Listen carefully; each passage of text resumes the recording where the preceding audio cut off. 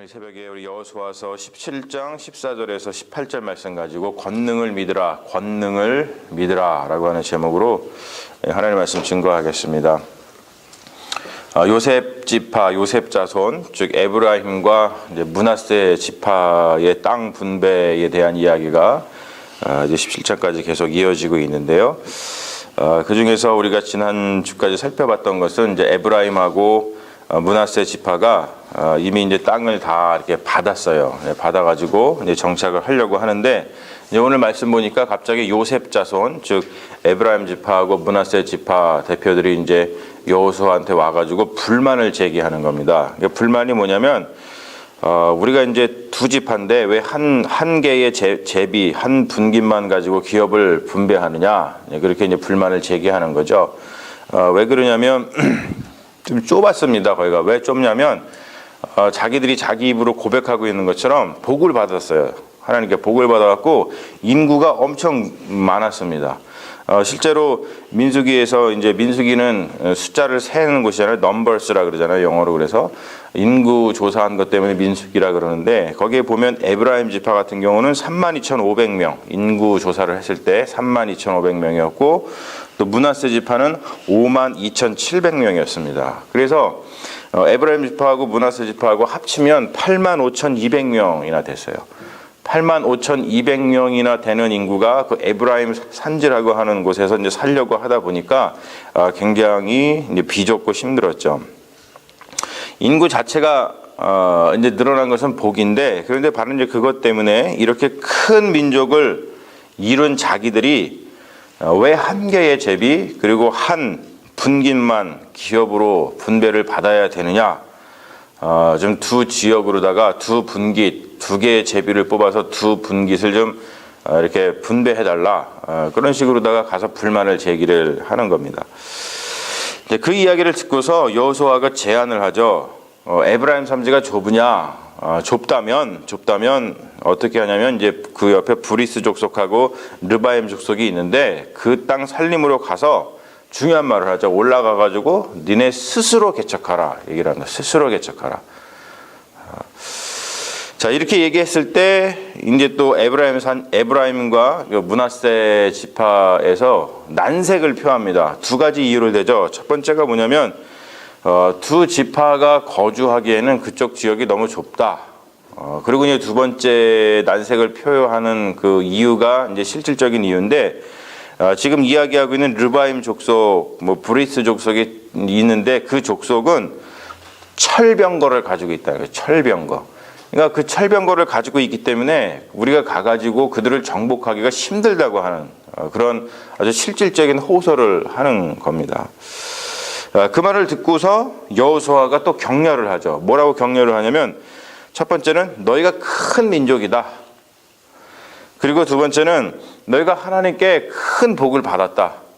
그리고 세 번째 뭐냐면 너희의 권능, great power, 그 권능을 좀 믿어라. 그런 다음에 마지막으로 가가지고 그것을 믿고서 스스로 개척해라, 이 이야기를 합니다. 오늘 말씀을 보면서 한 두 가지 정도의 교훈을 우리가 얻을 수가 있는 것 같아요. 첫 번째가 뭐냐면 어떤 특권을 포기하는 것이 용기고 정의이고 그것이 믿음이다라고 하는 것이죠. 왜냐하면 자, 여호수아가 지금 이 에브라임 지파와 므낫세 지파에게 그러한 이야기를 하고 있는데, 여호수아가 어느 지파 사람이죠? 여호수아가 에브라임 지파 사람입니다. 그러니까 사실 이것을 그렇게 볼 수도 있어요. 지금 에브라임 지파하고 므낫세 지파가 왜 특별히 이렇게 여호수아한테 가가지고 그런 부탁을 하냐면, 여호수아가 자기네 지파 사람이기 때문에 그래요. 가가지고 얘기하는 거죠. 야, 네가 지금 여호수아 네가 지금 에브라임 지파 아니냐? 에브라임 지파. 그러니까 이 요셉 지파, 에브라임 지파와 므낫세 지파의 불만을 들어줄 수 있는 위치입니다.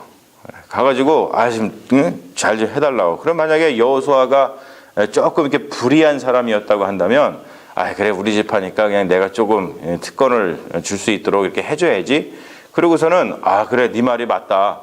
거기 비좁지. 그래 네 말이 맞아. 거기 살고 있는 사람들이 철병 걸려가지고 정복하기 힘들지. 그래 그러니까 그냥 두 분깃을 갖다가 분기해줄게.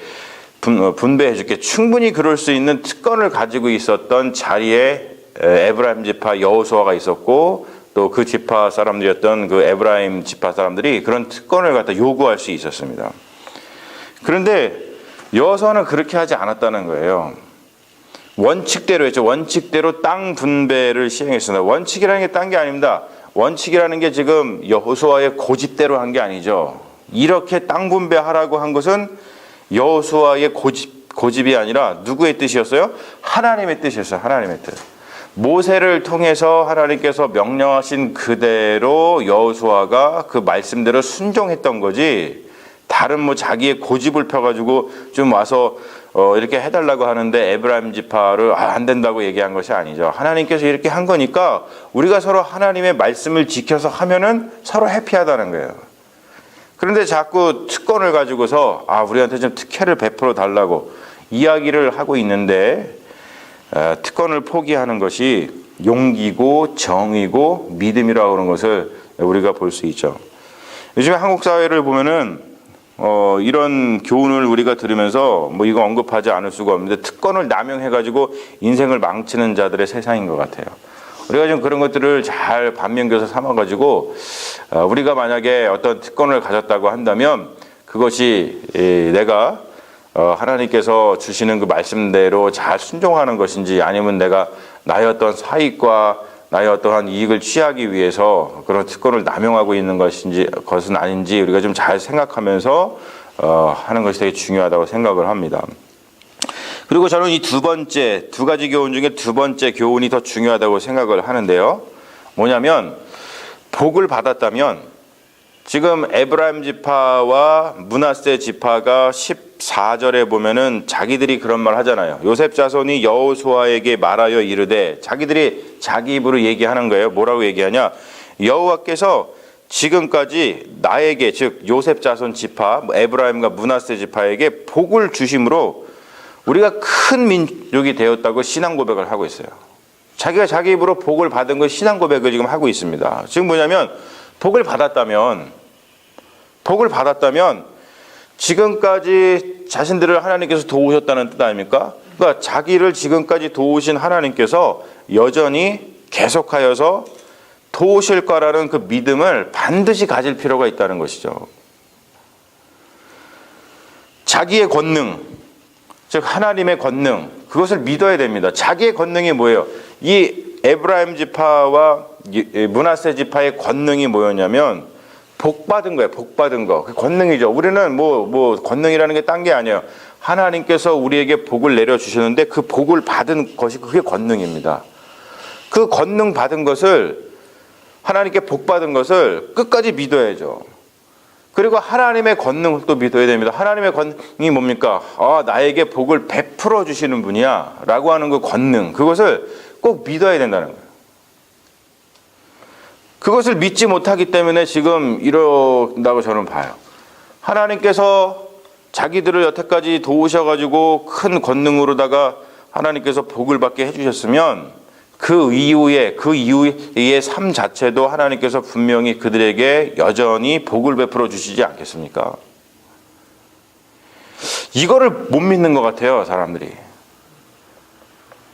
자신이 참으로 정말로 자신이 하나님께 복을 받았고 자신이 정말로 큰 사람이고 자신이 정말로 권능 있는 사람이라면 특권을 누릴 생각을 하지 말고 스스로 자기를 낮추어서 무엇이든지 스스로 좀 개척하는 사람이 되면 얼마나 좋겠어요. 다른 말로 표현해서 스스로 개척하라는 것은 좀 밑거름이 되라는 그런 뜻이죠.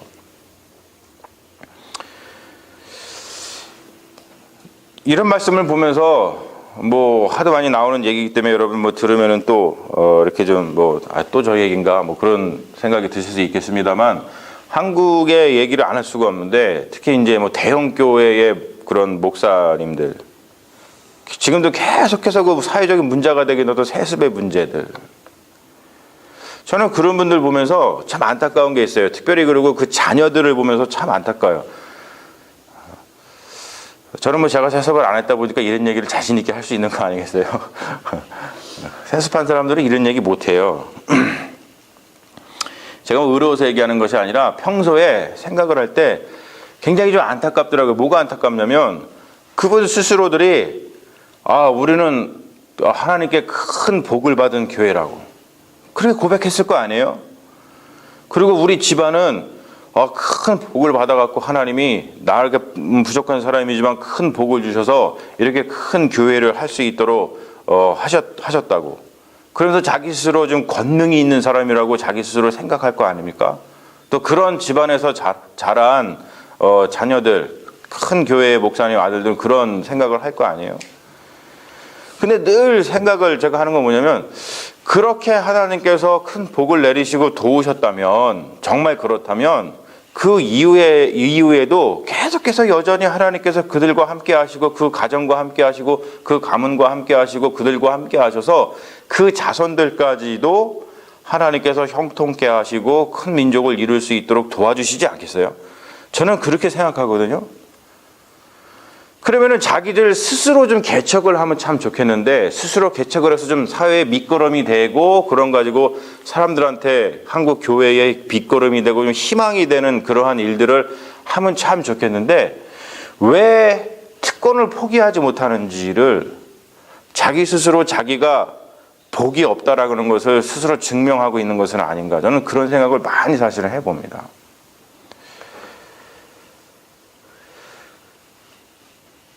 여러분, 우리가 살면서 나는 정말 복을 받았어.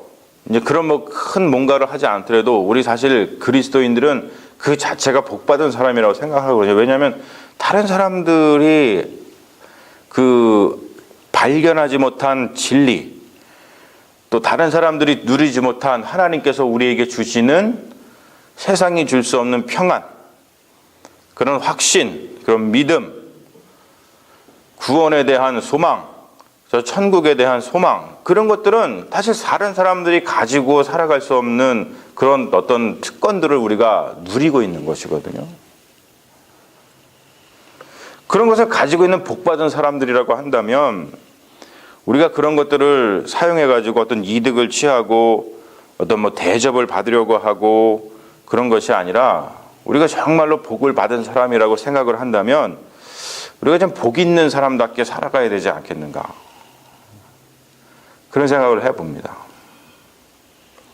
사랑하는 여러분, 우리가 참으로 권능 있는 자, 참으로 좀 권능 있는 자가 됐으면 좋겠어요. 하나님께 복을 받은 사람, 그리고 하나님께서 나에게 복을 주실 거라는 것을 이전부터 지금까지 복을 내려주셨는 것처럼 앞으로도 우리에게도 계속 복을 주실 거라는 것을 왜 의심합니까? 왜 의심을 합니까? 그거를 의심하면 우리가 새로운 일을 할 수가 없어요. 그냥 현재 지금 내가 가지고 있는 것을 붙들고서 더 이상 나가가지 못하고 하나님께서 여태까지 주신 이 복을 붙들고서 그냥 여기까지 우리가 하고서 살아야지 그렇게 생각하지만 여태까지 지금까지 도우신 하나님께서 앞으로도 도우실 거라는 것을 우리가 확신한다면 지금 있는 것을 그냥 놓고 앞을 향해서 나아갈 수 있는 힘과 능력이 우리에게 있지 않겠어요. 우리가 좀 그런 믿음을 가지고서 살아갔으면 좋겠고 교회를 생각할 때도 그러한 믿음을 가지고서 우리가 교회를 잘 세워나갔으면 좋겠어요. 그러면 하나님께서 분명히 그 큰 권능 가운데 우리를 도우시고 우리의 삶을 복되게 하실 거라고 믿습니다. 여러분, 권능을 믿으십시오. 우리에겐 권능이 있습니다. 할렐루야. 권능이 있습니다.